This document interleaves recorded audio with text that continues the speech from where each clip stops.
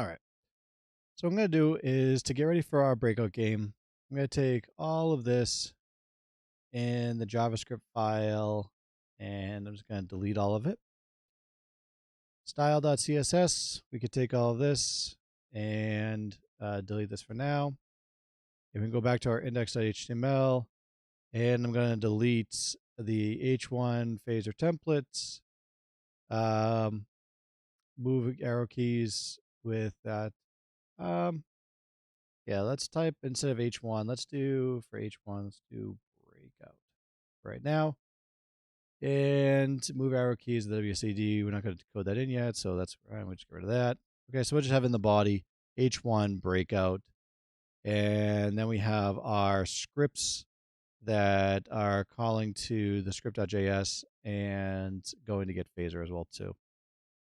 Okay. All right. So that's it. Let's move on to the script.js. And if we click run, you should just say breakout and nothing else. Okay. What we're going to do is we're going to set up our game by using some of the functions, right, built into Phaser. And in programming, a function is a mini program. It's a program that you can name. We're not going to name them just yet. We're going to use the ones that are pre-created. We'll name some in the future.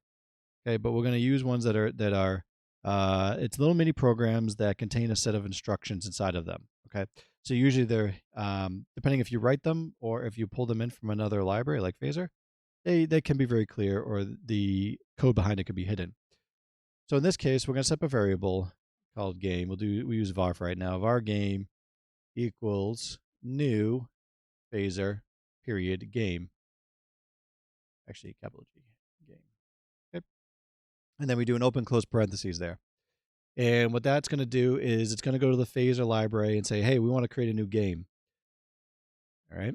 And next, we set up our canvas size. How big do we want this? And when we set it up, we're going to set up two values, 480, 320. Okay. And what that's going to do is it's going to set up the length and the width, all right, or the height and the width, okay, of our game. This is going to be in pixels. Pixels are going to be the little dots on the screen, right? So click run. We should see the size of the canvas, right, being black. Okay, how big we want to make this thing. So I'm zoomed in a lot, so mine's going to be pretty big compared to yours probably. But here you can change these numbers as we go, depending on what's appropriate, what you think looks good. Okay, next up we have to add in a couple more commands. We're going to do phaser dot capital CANVAS canvas. We're going to enter in null. All right. And then what we do is we add in a curly brace, open and close curly brace. Okay. And in between the two curly braces, hit enter. So it goes to the next line. And here we're going to add in some instructions. Okay, we're going to add in preload, create, create, update, update. Okay. And if we click run, okay, we should see now that you do not have a black space in there anymore. It should just be white. All right, so let's talk about what we just created. So we went to Phaser. We said we want to create a new game. We set the width and the height of the canvas. Okay, we here Phaser canvas. What this is the rendering method. It's basically how we want the browser to interpret it. For right now, just put canvas. There's a couple different options, but there's auto canvas and there's WebGL. Canvas is the older method, I believe. So goes wrong with that. WebGL isn't supported by every browser. Okay. Next is the null, and what is null? Null is going to be the name of the canvas in HTML. If we have two canvases, we can identify this one. We're not going to have two canvases, So we put null because we want phaser to create its own canvas. All right, and the last thing is preload, create, update, update. And what those are going to do is those are phaser's three key functions. They're three key programs. And I think I can't think of a game engine that doesn't use this, but um, every game engine is going to use these functions to basically run the game. Okay. And in Unity, they had the same thing. Unreal has the same thing. Okay. And what preload does is preload is going to take care of loading the assets, preloading the assets. Okay.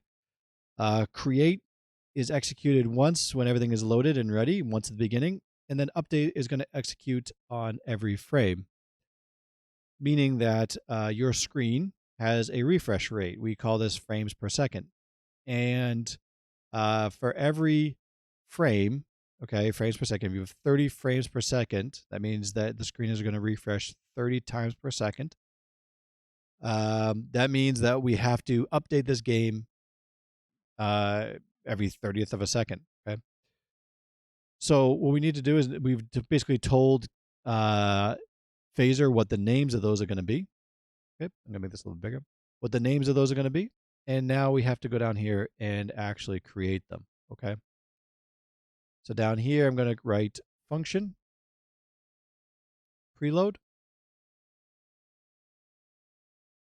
open and close parentheses, and open and close curly brace. You can just leave that as is for right now. I'll do another one, function create, open and close parentheses, open and close curly brace, and another function update. Okay. Oops, didn't mean to do that. Okay. So we've identified what we're going to call them up here, and now we've created those functions down there. How a function works is similar to an if statement. Basically, anything that we put inside these curly braces will run in those basically when those functions run, right? So typically when we write out functions, we'll get to this when we make our own functions, but we write out a function, we give it some instructions, and then we have to name it, and then call that name later on. Okay, called calling functions. Here we don't need to. Phaser is going to know to load up, preload, create, and update. It's waiting for those three functions to run so that it can run the code inside of it. Okay. And that's it. Once we have that, what we've just done is basically we've set up the basic HTML. We've initialized Phaser, we would say, right? We've basically get it going, right?